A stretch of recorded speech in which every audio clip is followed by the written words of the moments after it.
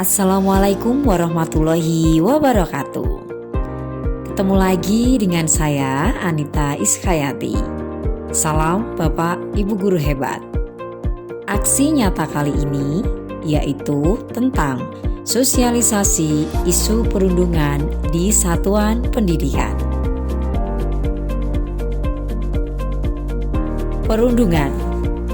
Perundungan adalah tindak kekerasan yang dilakukan secara fisik, psikis, seksual, dalam jaringan atau daring, atau melalui buku ajar yang mencerminkan tindakan agresif dan penyerangan yang terjadi di lingkungan satuan pendidikan dan mengakibatkan ketakutan, trauma, kerusakan barang, luka atau cedera, luka fisik, permanen, dan atau kematian.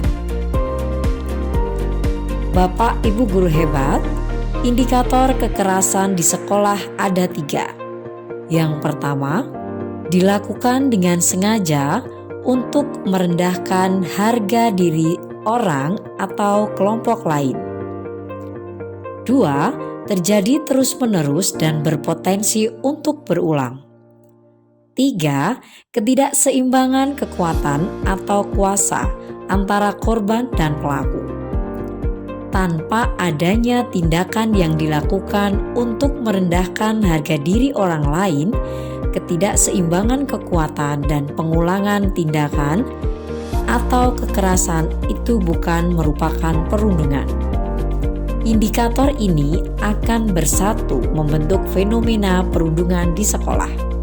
Seiring perkembangan zaman, perundungan juga terjadi di dunia maya atau cyberbullying, seperti melecehkan orang lain melalui ponsel atau situs sosial berbasis internet. Nah, sekarang kita masuk ke jenis perundungan. Yang pertama, perundungan fisik. Perundungan fisik di mana pelaku secara berulang-ulang melakukan kekerasan fisik pada korban, misalnya dengan memukul, menendang, dan mencubit secara berulang. Jenis perundungan yang kedua yaitu perundungan verbal. Perundungan verbal yaitu mengejek dan menghina siswa melalui perkataan yang dapat membuat seseorang kehilangan kepercayaan diri. 3. Perundungan sosial atau relasional, di mana perundungan dengan cara dipermalukan oleh orang lain dan dengan cara menyebarkan rumor atau kabar burung yang membuat korban merasa dipojokkan. Perundungan seperti ini akan berdampak langsung kepada korban dan merusak relasi sosial korban dengan orang di sekitarnya. Yang keempat, perundungan daring atau yang sering kita kenal dengan cyberbullying. Pihak yang terlibat dalam perundungan. Yang pertama, yaitu pelaku. Pelaku adalah seseorang yang memulai untuk melakukan bullying. Pelaku merupakan pihak yang melakukan tindakan atau perbuatan perundungan kepada korban. Pelaku perundungan bisa perorangan maupun kelompok. Pelaku cenderung merasa dirinya lebih unggul, sulit berempati, agresif, dan menyalahkan korban atas tindakan perundungan yang dilakukan terus-menerus. Pelaku biasanya memiliki kuasa atau kekuatan yang lebih besar dibanding dengan teman-temannya. Ia bisa saja mempunyai fisik yang kuat, status ekonomi yang lebih tinggi, atau populer di antara teman-temannya. Pelaku bullying bermaksud menyebabkan rasa sakit pada korbannya, baik secara fisik atau kata-kata yang melakukannya berulang kali. 2. Korban atau victim. Korban yakni pihak atau orang yang menjadi target aksi perundungan. Setiap orang bisa menjadi target perundungan. Terdapat beberapa kondisi yang membuat murid lebih rentan menjadi korban. Seseorang yang dapat menjadi korban perundungan antara lain anak yang dianggap berbeda, baik secara fisik maupun kebiasaan. Anak yang cenderung penurut dan tidak pandai bergaul.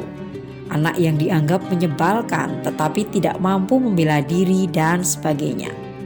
Biasanya korban bullying sering merasa tidak mampu melawan karena takut dengan kekuatan yang dimiliki oleh pelaku perundungan. Yang ketiga, penonton atau bystander.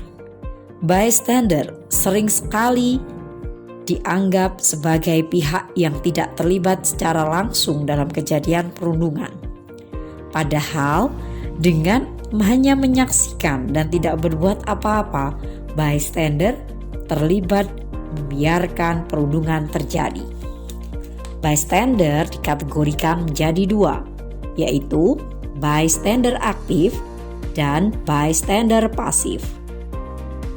Bystander aktif biasanya ikut senang dengan adegan-adegan perundungan yang dilakukan pelaku, sehingga secara tidak langsung mendukung tingkah laku pelaku. Bystander pasif biasanya hanya menyaksikan situasi tanpa membantu korban atau mendukung pelaku. Perundungan hanya dibiarkan begitu saja tanpa melakukan intervensi. Apabila ada orang yang menyaksikan terjadinya bullying, maka orang tersebut disebut sebagai saksi atau bystander. Nah, sekarang kapan dan di mana perundungan dapat terjadi? Perundungan ternyata dapat terjadi di sekolah, misalnya di kelas, lapangan, lab, kamar mandi, dan tempat-tempat yang lain. Yang kedua, di rumah. Bisa dilakukan oleh anggota keluarga dan hal ini akan sangat mempengaruhi tumbuh kembang anak. Yang ketiga, area publik. Dan yang terakhir, dunia maya atau di ruang-ruang digital. Bisa juga terjadi di platform mengobrol, misalnya WA, Telegram, dan yang lain. Bapak, Ibu guru hebat, selanjutnya kita akan belajar tentang mitos dan fakta mengenai perundungan.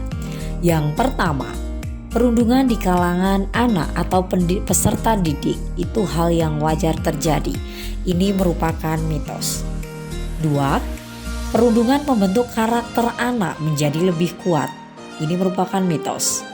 3. Tidak ada manusia yang pantas untuk menerima perundungan. Fakta. 4. Perundungan sama dengan candaan atau gurauan. Mitos. 5. Jika didiamkan, perundungan akan selesai dengan sendirinya. Ini merupakan mitos. Dan yang terakhir, cyberbullying punya dampak yang sama berat dengan perundungan langsung. Ini merupakan fakta. Bapak Ibu guru hebat, setelah Bapak Ibu guru mencermati apa yang saya sampaikan tadi, mohon Bapak Ibu guru berkenan untuk mengisi link umpan balik pada tautan berikut ini.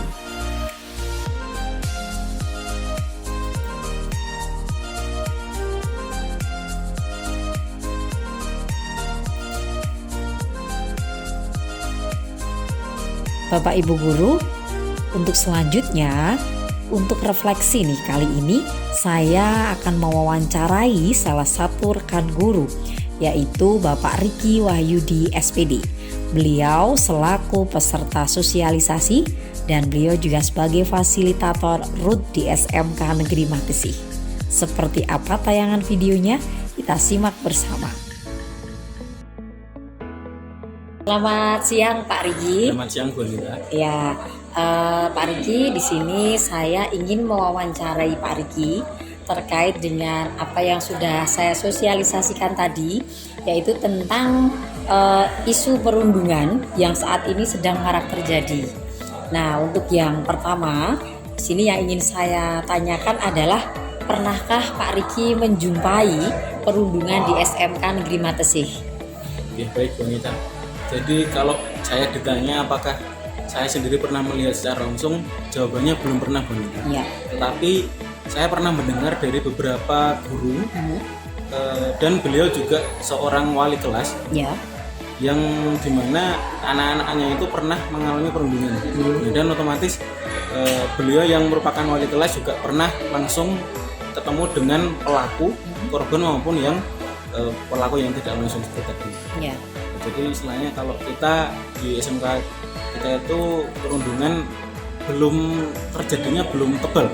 Jadi istilahnya masih tipis-tipis di kalangan internal setiap kelas. Iya, siap.